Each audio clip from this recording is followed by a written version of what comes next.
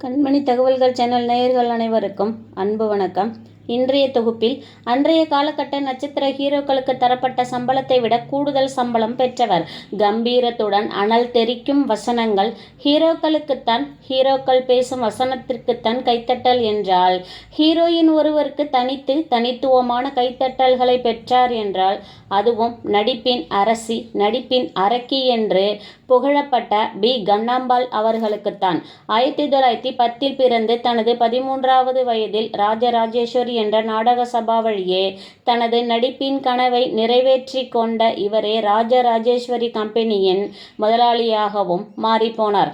அத்துடன் ராஜராஜேஸ்வரி அம்மனின் தீவிர பக்தையும் கூட இந்த பி. கண்ணாம்பாள் அவர்கள். முதல் நாடகமே புராண கதையின் சாவித்திரி அனுஷியாவாக நடித்து அனைவரும் இவரின் நடிப்பினை கண்டு அசந்து போனதுடன் ஆண் நாடக நடிகர்களுக்கும் வியர்த்து போனது. நடிப்பின் ராட்சசி என்றார்கள்.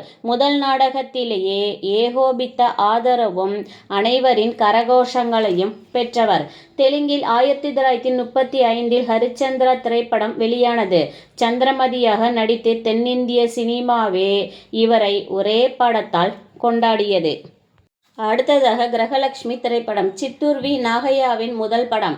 நாகையா கண்ணாம்பாள் ஜோடி நடிப்பும் வசன மொழியும் தென்னகம் முழுவதும் பரவியது. அடுத்ததாக அசோக் குமார். எம். கே. தியாகராஜன் படத்தின் கண்ணாம்பாவிற்கு வில்லி ரோல்.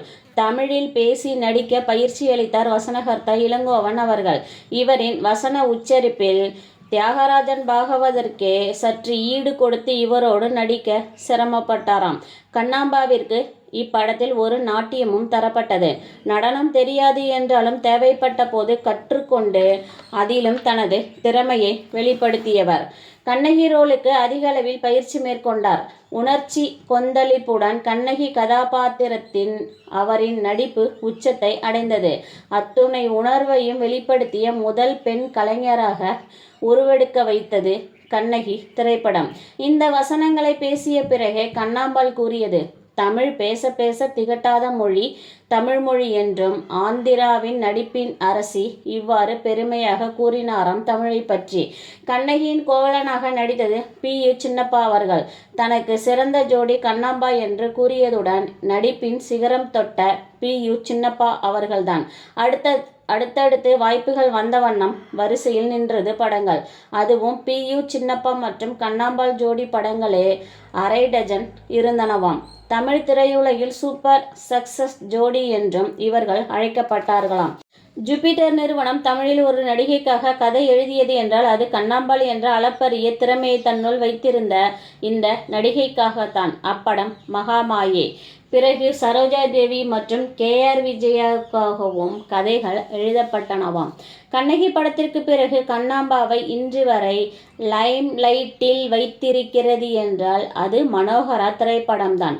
அவர் ரிஸ்க் எடுத்து நடிகர் திலகத்துடன் போட்டி போட்டு நடித்த படம். பொறுத்தது போதும் பொங்கி எழு மனோகரா என்ற வசனம்தான். அப்பொழுதே சிவாஜி அவர்கள் கூறியது, நான் இப்படத்தில் டம்மிதான், ஒரே ஒரு வசனத்தால் என்னை தூக்கி சாப்பிட்டுட்டா இந்த கண்ணாம்பா என்று மகிழ்ந்து கூறினாராம். ஒரு தெலுங்கு நட்சத்திரம் அனல் வீசும் தமிழ் வசனங்களை பேசி நடிக்கும் விதம் அபாரமாய் ஆவேசமும் எழுச்சியுமாய் நடித்து அசத்தியது இந்த கண்ணாம்பாள் தான் என்று கூறினாராம் நடிகர் திலகம் அவர்கள்.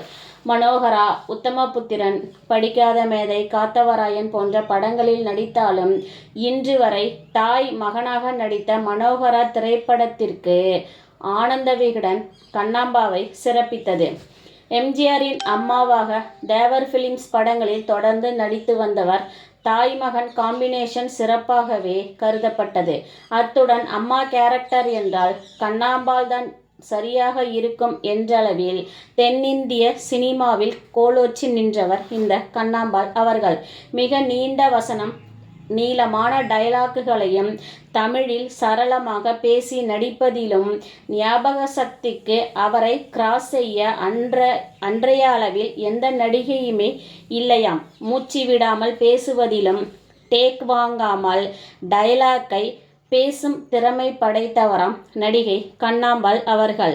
உயர்ந்த நெற்றி, கூர்மையான மூக்கு, நெடிய உயரம் என்று பார்ப்பதற்கே மிக கம்பீரமாக தோற்றமளிப்பதுடன் பேசும் வசனத்திற்கு உயிர் தந்து நடிப்பார். உயரத்திற்கு ஏற்றாற்போல் குரல் வளம், உருட்டி உருட்டி விழிக்கும் விழிகள் என்று தனக்கென தனி அங்கீகாரத்தை பெற்றுக்கொண்டவர்.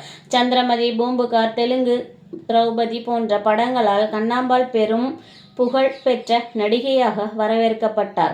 அதே திரௌபதி படத்தை கிருஷ்ணன் விடும் தூது என்று ராஜகோபால் பிக்சர்ஸ் நிறுவனம் தயாரித்தது. தமிழ் உச்சரிப்பு சரியில்லை என்று பேசப்பட்டதால் படம் பெரும் தோல்வியையும் அடைந்தது. அடுத்தடுத்த படத்திற்கான வாய்ப்புகள் வந்தபோது இவர் இளங்கோவன் வசனகர்த்தா அவர்களிடம் சென்று தமிழை பிழையில்லாமல் பேச கற்றதுடன் வசனத்தை எப்படி ஏற்ற இறக்கங்களுடன் பேச வேண்டும் என்றும் இன்னும் நுணுக்கமாக கற்றுக்கொண்டார். அத்துடன் இல்லாமல் தனது குரலில் ஒரு பாடலையும் அப்படத்தில் பாடி அசத்தினார். பாகவதரே மிரண்டுவிட்டார் இவர் பேசிய தமிழ் வசனத்தை கண்டு. கண்ணகி, மங்கையர்க்கரசி, அர்த்தநாரி, துளசி, ஜலந்தர், சுதர்சனன், சங்கிலி, ஹரிச்சந்திரா போன்று பெண்களுக்கு பெருமை சேர்க்கும் கேரக்டர்களிலும் நடித்தார். 150 படங்களுக்கு மேல் நடித்து KPS அவர்களுக்கு பிறகு தென்னிந்தியாவில் ஒரு படத்திற்கு 80,000க்கு மேல் சம்பளம் பெற்ற பெரும் பணக்கார நடிகையாக உயர்ந்து நின்றார் பி. கண்ணாம்பாள் அவர்கள். அதுபோலவே கண்ணாம்பாள் அவர்களுக்கு நகை மீது அளவு கடந்த பிரியம். ஷூட்டிங் ஸ்பாட் மற்றும் அவர் நடிக்கும் படங்களில் ஒரிஜினல் நகையை போட்டுக்கொண்டு நடிப்பாராம். இவரின் தாத்தா நாதமுனி நாயுடு அவர்கள் கிராமத்து வைத்தியர், பாட்டியும் மருத்துவச்சியாக இருந்தவர். தனது பேத்திக்கு இசை மீது நாட்டம் இருந்ததை அறிந்து இசை கற்றுக் கொடுத்ததுடன் அதன் வழியே நாடகங்களில் நடிக்க பயிற்சியும் அளிக்கப்பட்டது. அவர் நடித்து வந்த நாடக சபாவின் நிர்வாகி K.P. நாகபூஷணம் அவர்கள் கண்ணாம்பாவின் நடிப்பாற்றலை கண்டு வியந்து அவரை பெண் கேட்டே சென்றுவிட்டார் வீட்டிற்கு. 1934 திருமணம் நடைபெற்றது. நாடக சபையின் மூலம் பேரும் புகழும் பெற்றதுடன் திரைத்துறையும் வாரி அணைத்து கொண்டதால் வெற்றி மேல் வெற்றியும் கிடைத்தது. அதே நேரத்தில் நடிப்பது மட்டும் போதாது என்று தான் எப்பொழுதும் நிலைத்து பேசப்பட வேண்டும் என்று நினைத்ததன் விளைவு தயாரிப்பு என்ற பேராசையில் விழுந்த கண்ணாம்பாள் தொடர்ந்து படங்களை எடுத்தார். படங்கள் தோல்வியடைந்தது. தொடர்ந்து படங்கள் தோல்வியடைந்தவுடன் நிதானிக்காமல் தொடர்ந்து படங்களை எடுத்துக்கொண்டே போனதும் பெரும் நஷ்டத்திற்கு ஆளானார். விதி விளையாட ஆரம்பித்தது. பெரும் கடனில் மூழ்கினார். நடிப்பால் கிடைத்த வருமானத்தால் வாங்கிய வீடுகள், சொத்துக்கள், கார், நகைகள் என அனைத்தையும் இழந்தார். படப்பிடிப்பு ஆட்களுக்கு ஒரு முறை சம்பளம் தர எடுத்து வரப்பட்ட பணமும் திருடப்பட்டது. அப்பொழுது மக்கள் திலகம்தான் ஆட்களுக்கு சம்பளமும் தொடர்ந்து படத்தை எடுக்க பணமும் தந்து உதவினார். நடிகையர் திலகம் சாவித்திரியை இப்படித்தான் ஏமாற்றினார்கள். அவர் பணத்தை திருடி கொண்டும் பொய்க்கணக்கு எழுதியும் எல்லா காலத்திலும் பெண் தனியாக நின்று வெற்றி பெற்றுவிடக் கூடாது என்பதில் உடனிருப்போரும் அந்த கால சூழலும் கூடவே இருந்திருக்கிறது. அது மட்டுமல்லாது கண்ணாம்பாள் அவர்களுக்கு எதிராக ஒரு பிரபல பட நிறுவனமும் இவருக்கு எதிராகவும் இவர் படங்களை வெளியிடும் அன்றே படங்களை வெளியிடுவதும் இவர் உடனிருக்கும் ஆட்களாலும் தகவல்கள் சொல்லப்பட்டும் வந்தது இவரின் படும் தோல்விக்கு பெரும் காரணமாய் அமைந்தன. இறுதியாக மக்கள் திலகத்திடம் சென்று ஒரு படம் நடித்து தரும்படி கேட்டிருக்கிறார். ஒத்துக்கொண்ட மக்கள் திலகம் அவர்கள் சரோஜாதேவியுடன் ஜோடி சேர்ந்து தாலிபாக்கியம் என்ற படத்தை நடித்து கொடுத்தார். எம்ஜிஆர், சரோஜாதேவி ஜோடி சேர்ந்து நடித்த படங்கள் எதுவுமே தோல்வியடைந்ததே இல்லை என்பது இன்று வரை திரைவட்டாரத்தின் பேச்சாக இருக்கும் நிலையில் கண்ணாம்பாவின் நேரம் தாலிபாக்கியம் பெரும் தோல்வியை அடைந்தது. அவ்வளவுதான். கணவரும் மனைவியும் இடிந்து போய் விட்டார்கள். கடைசியில் இருந்தது தாங்கள் தங்கியிருந்த ஒரு வீடு. அதனையும் விற்க முடிவு செய்த போது அதனை தடுத்த எம்ஜிஆர் அவர்கள் அவருடைய கடன்களை அடைத்ததுடன் இருவரையும் கவனித்து கொண்டதும், நீங்கள் இந்த வீட்டிலேயே இருங்கள், உங்கள் இறுதி காலம் வரை இருங்கள் என்று கூறினாராம். தன் வாழ்நாளின் இறுதி காலம் மிகவும் கொடுமையான புற்றுநோயினால் அதிகம் அவஸ்தைப்பட்டுதான் 1964 உயிர் நீத்தார் பசுப்புலேட்டி கண்ணாம்பாள் என்ற பி. கண்ணாம்பாள் அவர்கள். தென்னிந்தியா முழுவதும் நாடகங்கள். ஆந்திராவின் இவரின் நடிப்பைக் கண்டு வியந்துதான் தமிழ் சினிமா கண்ணகியாக, திரௌபதியாக, பாசத்தை அள்ளிக் கொடுக்கும் தாயாகவும், வில்லியாக நடிப்பில் இவரை தமிழ் சினிமா மெருகேற்றியது. உங்களுக்கு இது தெரியவில்லை என்று ஒரு சொல் சொன்னால் போதும். அதனை கோபப்படாமல் தனக்கானது என்று எண்ணி தன்னை மேம்படுத்திக் கொண்டு சாதித்து காட்டியவர் ஆந்திர அழகி கண்ணாம்பாள் அவர்கள். ஆனால் தயாரிப்பு என்ற அரக்கன் வீழ வைத்தது கண்ணாம்பாவை. சாதியுங்கள், ஏதோ ஒரு விதத்தில். நாம் அனைவருமே சாதிக்க பிறந்தவர்கள்தான். தோல்வி வரும்போது மேலும் மேலும் அதனூடே செல்லாமல் சற்று நின்று நிதானித்து அடுத்த செயலை செய்ய நாம் முற்பட வேண்டும். இதனை கண்ணாம்பாள் அவர்கள் செய்ய தவறியதே அனைத்தையும் இழந்து வாழ நேரிட்டது. நாகபூஷணம் கண்ணாம்பாள் தம்பதியருக்கு குழந்தைகள் இல்லை.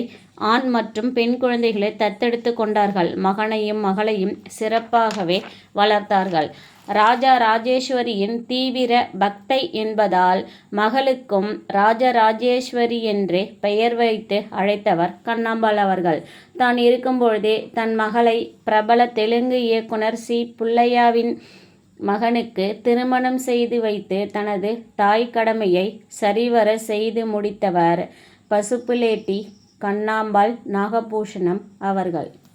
தொடர்ந்து இணைந்திருங்கள். நன்றி.